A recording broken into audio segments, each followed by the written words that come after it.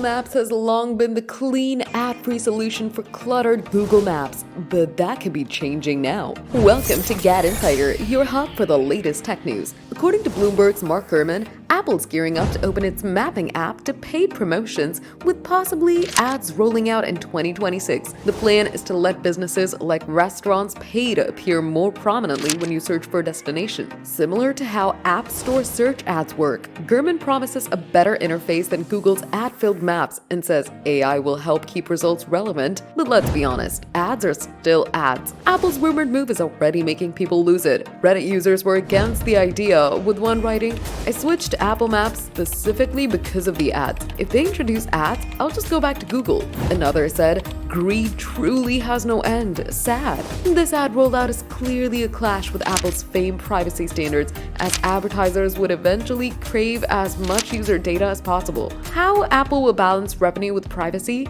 and whether users will accept it or not remains to be seen. Apple Maps was always praised for its simplicity, trustworthiness, and uncluttered design. If ads arrive, it may still function fine, but that distraction-free experience that won fans over can change forever. Are you okay with ads on Apple Maps? Tell us in the comments, give the video a thumbs up, subscribe to GadInsider, and don't forget to hit the bell icon so you never miss any tech update.